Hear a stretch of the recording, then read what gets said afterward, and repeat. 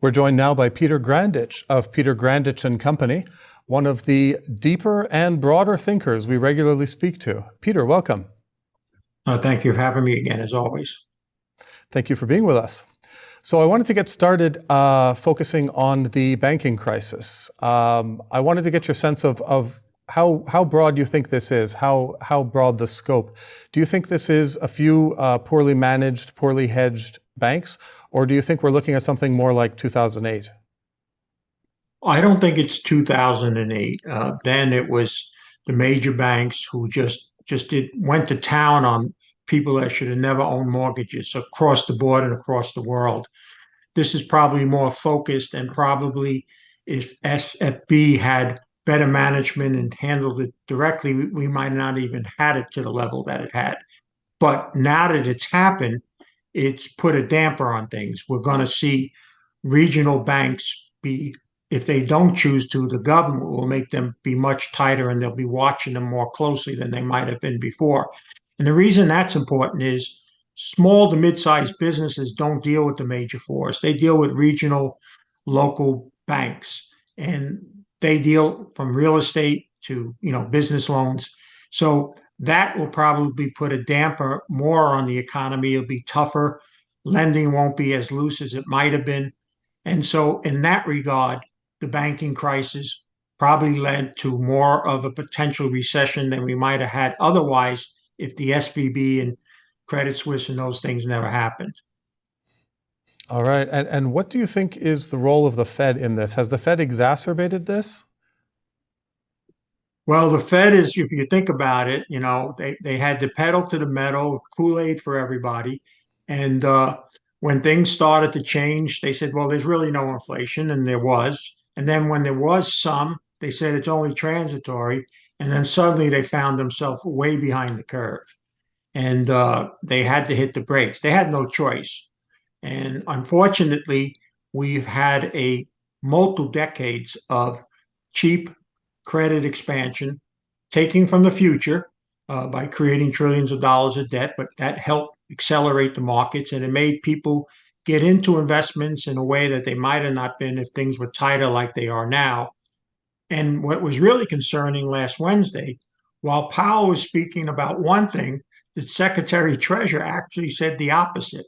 So they were clearly going into that not on the same page. I think by that evening, they were made to be on the same page. And Yellen came out the next day and walked back her comment. But I think the Federal Reserve still is in a corner. On one hand, there's no question that there's still a significant inflation around.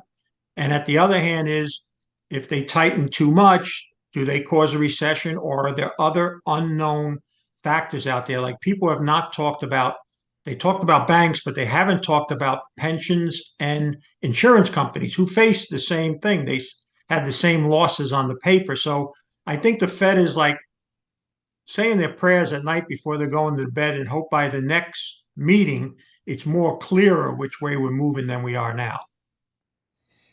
Right. Now, looking at the impact of this on portfolios, we've heard from many quarters that the 60-40 portfolio is not going to be a strong allocation plan for the foreseeable future. What do you think is a reasonable allocation for people's portfolios? Well, I've never been a believer of that because everybody is different. So at our planning group, we don't believe in they commonly call it a cookie cutter approach, but we don't have any set way. Everybody's an individual. In fact, if you need to talk to both the husband and wife, because when you talk to the husband, they say, yeah, I'm okay with 60-40. And then you meet the wife, no, it should be 40-60. And so I would just say that I think what you have to understand is the market is not going to be anywhere as easy as it was, or more of a one-way street that it was, for a whole lot of reasons. We're just not creating money out of thin air anymore. We're also at a point now, what I have called, and why I felt everybody should be out by the end of 2021, America's entered its worst ever social, political, and economic era. And it's just going to be far more challenging to make money in the stock market than it was perhaps the last 20 or 30 years. So I really think the older you are, particularly, And the less time you'd have to make up if there's any substantial losses, the more conservative you'd have to be. I guess that would be my cookie cutter approach in that regard. Right. Now, and we've seen the cost of capital rise significantly. We've seen investors become more risk averse. What impact could this have on investing in emerging markets? Are there still investments to be made for prudent investors? Well, there's two things that are dead: globalization and the great credit expansion in the world. It's just can't keep going on that the way it is. So I would just say that it would be more challenging for certain countries that were very dependent on flows from, because the market was really strong. But at the same time, I believe, and I don't want to take away a question you may have, but I believe the dollar has topped out. And therefore, if that's the case, that's actually somewhat beneficial to emerging markets. So net neutral. I mean, but I don't see any major country where I want to run and put a lot of money in at this time. Right. Well, I wanted to get to the U.S. dollar, and I guess you've gone there. So you do believe that the U.S. dollar has topped out for the foreseeable future? Yeah, the big signal is the massive amount, and I'm not skipping the goal, but just the massive action that central banks have taken. They're clearly one of the reasons they're buying this gold is diversify from the dollar. But the diversification from the dollar has other reasons too. America is no longer the most loved, welcome person, groups of people in the world. We've really, from geopolitical factors, have much more challenging times ahead. Part of that is how we left the Afghanistan war. We left our allies to fend for themselves. And because of our own troubles within our own political system, and with the world looking to trade away from the dollar and the United States, there's pockets of the world, not just the BRIC nations, but other areas that are willing to trade and not use the dollar and not involve the United States. So all in all, plus with interest rates, I think have pretty well reached their peak. There may be one or two more raises if they think they can get away with it, but there's just no reason to think that the U.S. dollar can go much higher anymore. Right. Well, you mentioned gold. Let's drill down into gold a little bit. Do you still see gold as mostly a hedge against inflation or a safe haven? Or in this environment, could it be more of a growth stock? Could it be more of a growth investment? So when I sit in our planning group and talk to people, I say, I want you to own gold because I don't want it to go up. And they go, well, why would you want me to buy something that you don't think is going to go up? And my response is because if it does go up, and particularly substantially, where you have most of your money, financial assets, it's probably gone down. So I think at the bare minimum, people should always look at gold for that reason. The same way we have car insurance and home insurance, we're not looking for them to burn down, but if they do, we want something to protect it. I personally have believed since the low 1600s that gold can make money from a capital appreciation. I do think, and I think both from a technical and fundamental reason, it is going to go to new highs in my view. And therefore, that has a substantial upside still, where I don't see that in general equity. So right now, gold should be first a hedge. And then also, I believe it can be played for capital appreciation. All right. Now, you've shared a chart with us. We're looking at gold prices across 20 years. And can you explain what we're looking at here? Why is this so significant to you?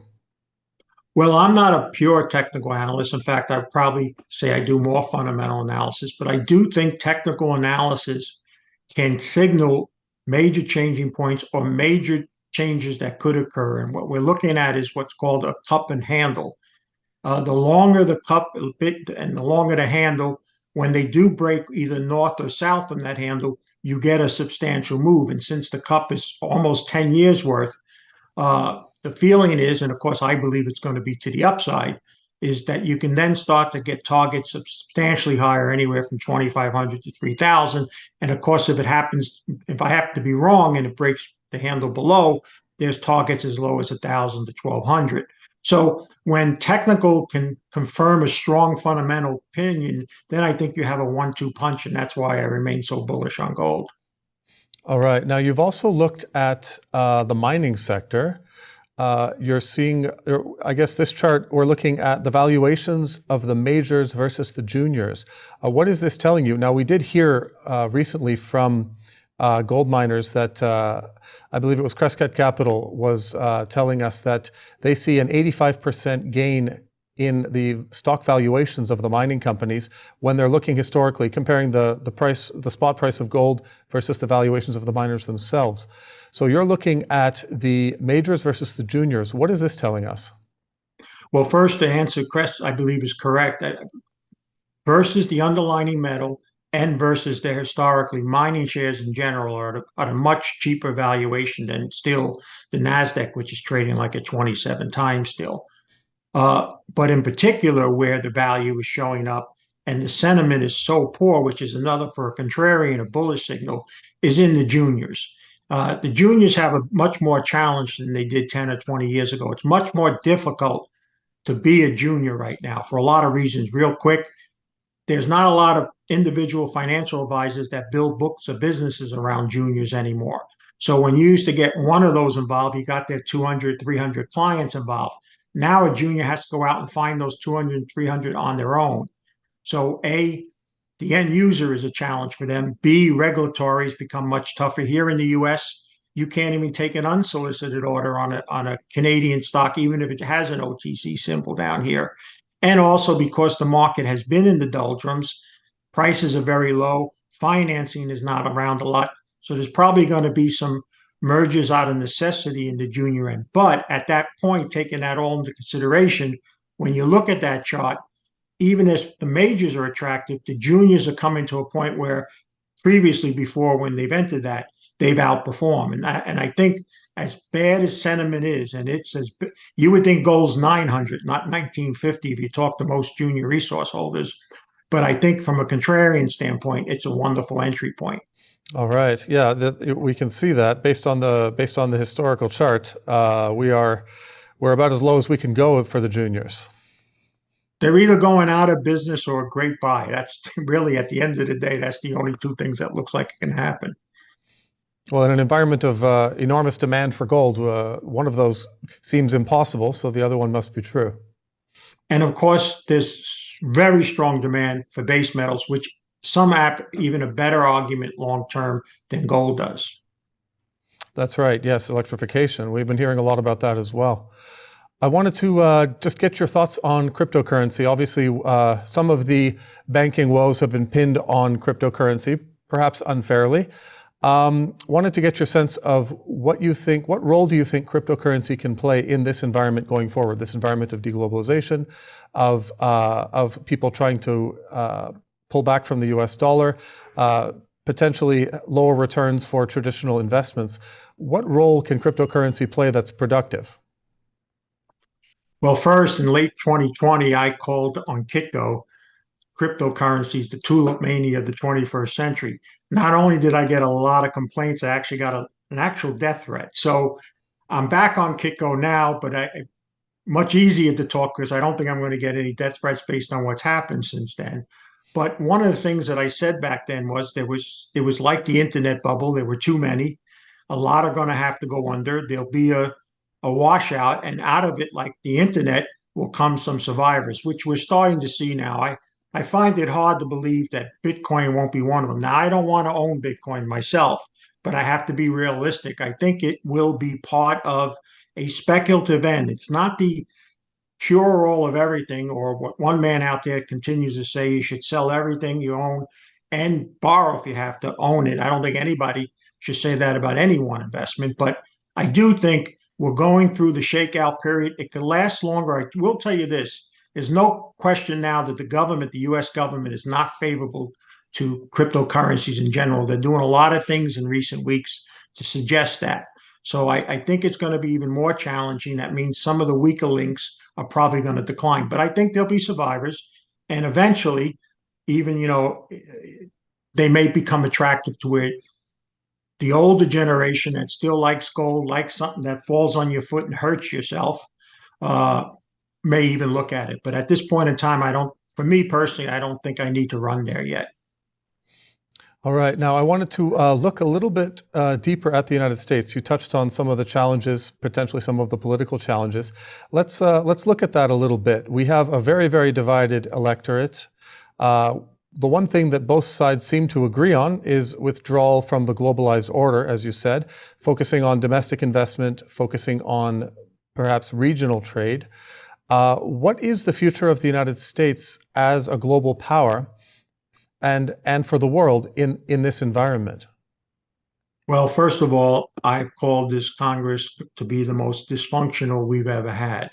The hatred, I mean, it's not dislike, it's hatred from both sides. And even within the parties, there's a fraction that leans more right or more left, depending on which party it is.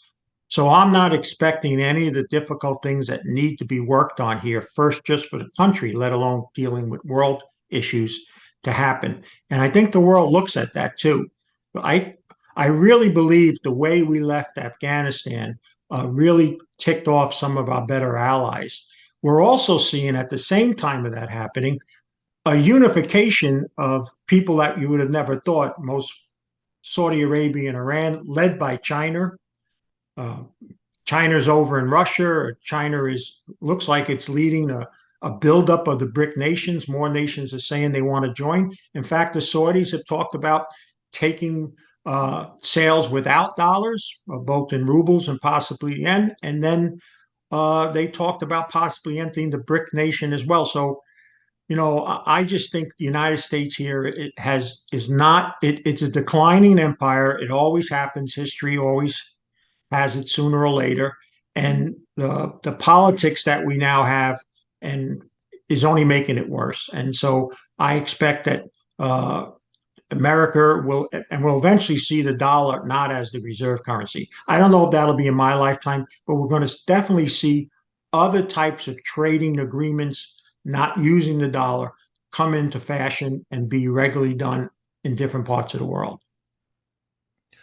All right. Now, looking at the domestic environment in the United States, you've been very concerned about demographic trends, particularly the combination of a low birth rate with an aging population and the boomers essentially entering mass retirement in the past year or so. That's begun. Has your view changed on this at all? Are you seeing this getting worse, or are you seeing any reasons for optimism? My argument is the retirement crisis is the next big crisis in the United States. Most people know about the debt crisis. It'd be hard not to. But the retirement crisis, especially like we say, with a large portion of Americans entering or hoping to enter that, we're at a real crisis now. Almost 75% of Americans now are working paycheck to paycheck. And they had to, in the last year or two, resort to using credit cards just to get necessities because the inflation costs. So they haven't had any opportunity and not likely to have an opportunity to save for retirement to reach an adequate level of what they think retirement should be. At the same time, the system that we have here is kind of broken. Social Security, it's basically heading towards insolvency unless they do a lot of things which aren't going to be beneficial to the people receiving it. And if I was under 50 years old, I wouldn't even think there'll ever be a time that I'll even collect it if I was. At the same time, Medicare, which is for our standpoint, when you're an adult, you hope that that's going to cover your ever increasing medical costs. That's going to go up. And then there's going to be a battle of the ages. So 5 or 10 years from now, younger people who are going to be far more burdened tax wise than when I was their age, they're going to be saying, wait a second, you're paying a couple 100,000 for some special operation for an 85-year-old, 90-year-old man. I don't think we should do that. Meanwhile, the 85 or 90-year-old person is going to say, well, I put all my money in. I want to live. I want to have this operation. And there's going to be a battle of the ages. And I'm not talking fisticuffs, but a be politically battle. And so when you look there, we're not alone. Japan is talking about by the year 2050, they're only going to have one person working for every retired person. That's unsustainable. That can't continue that way. They can't keep supporting it that way. So I don't think it's just here in the United States, but that's where I focus on. And I don't think people realize yet how difficult it's going to mean. And the things that are changing to work into your 70s and 80s, you're just listen, I'm not too far from 70, okay? And I don't feel the same way as I did 40 or 50. And it's going to be a great challenge to see people in the 70s and 80s having to continue to work. And of course, they're going to look for government assistance, We have a huge problem with senior housing and low income housing in the United States. That's only going to get worse. So it's just one of many economic, social, and political problems that I think are so enormous that it's going to depress equity markets not to be the way that they were for the last 20, 30, or 40 years. Right. Well, that's a very difficult situation. You're looking at allocating enormous amounts of money, a growing proportion of GDP of the national budget to these types of problems. And does that or does that not make economic sense, even if it makes human sense? I wanted to kind of close on that because this has been a major focus of yours throughout your career, is perhaps the tension between ethics, what your heart tells you versus what your mind tells you, or what the numbers say. So how do you balance in investment? How do you balance your personal convictions and beliefs with an objective analysis of what the numbers are telling you? What do you do if the numbers tell you that something is the right thing or the wrong thing, but your heart says yes, or your heart says no?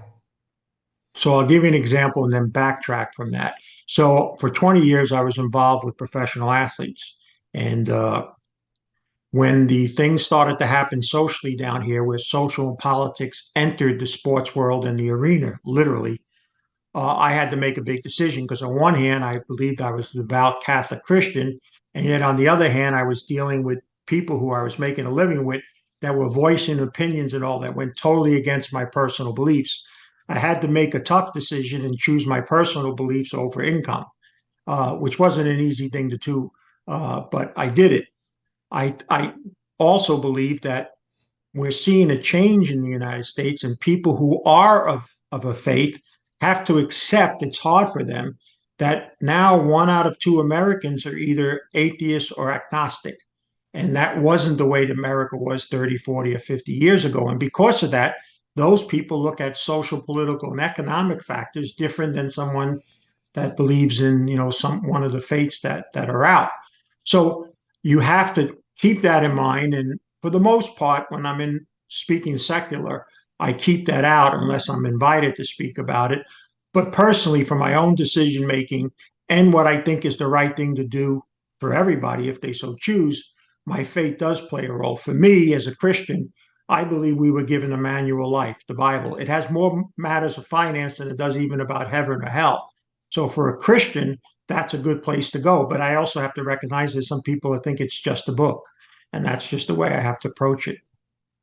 And how does this play in publicly traded companies? One of the obvious tensions is the singular obligation of CEOs and boards of publicly traded companies to pursue profit, to pursue the interests of shareholders, versus something that they as a person, I mean, you put these people in positions of leadership because you trust their judgment, you trust them as people.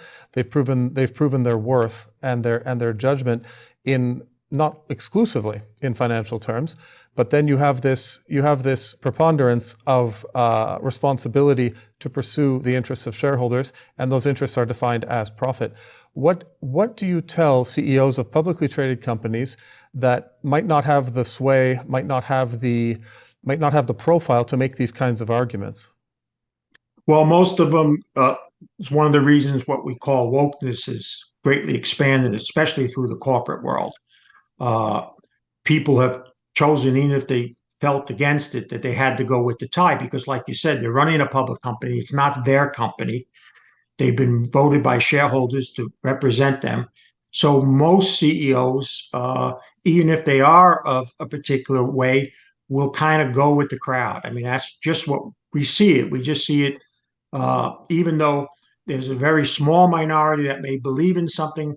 Relativism has basically become, even in the corporate world, hey, you think what you think, I think what I think, and everybody's happy and so forth and so on. So that is for people who believe you should have spirit tied into that another challenge because that has left corporate America. Corporate America runs extremely as a whole secularism. There's no spirituality in terms of practicing in that and so forth and so on. And CEOs recognize that that's what they have to do. And by the way, CEOs are much more concerned now on a quarter-to-quarter basis than when I used to deal 30 or 40 years ago with them, when they were talking about we need to sacrifice sales so we can buy new machines so we can do better 3 years from now.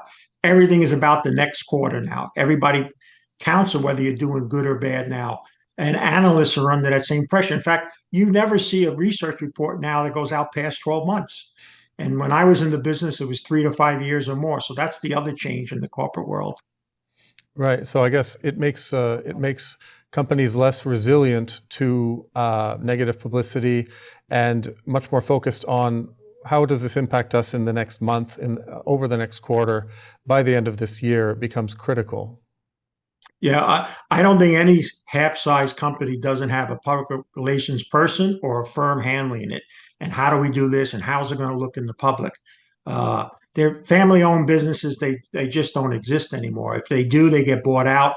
And it's very difficult for family-run businesses now because big companies are too competitive. They can't compete with it. That's why there's no more hardware stores and other little things that used to exist. So it's a changing world, and you have to change with it. And you ask me, I have to keep all of that in mind and keep separate what I think spiritually, but I will not change myself and go against that spirituality. Then I need to miss this. It just That's why leaving the sports world was very tough for me. All right. Well, thank you very much, Peter. As always, you've given us a lot to think about. And I appreciate it. No negative crypto. I was kind of neutral this time. So all the crypto fans, it's okay. Well, maybe at this valuation, it makes more sense. It certainly does than when it was 60,000. I agree with that. I'm Ernest Hoffman for Kitco News. Don't forget to subscribe to our channel.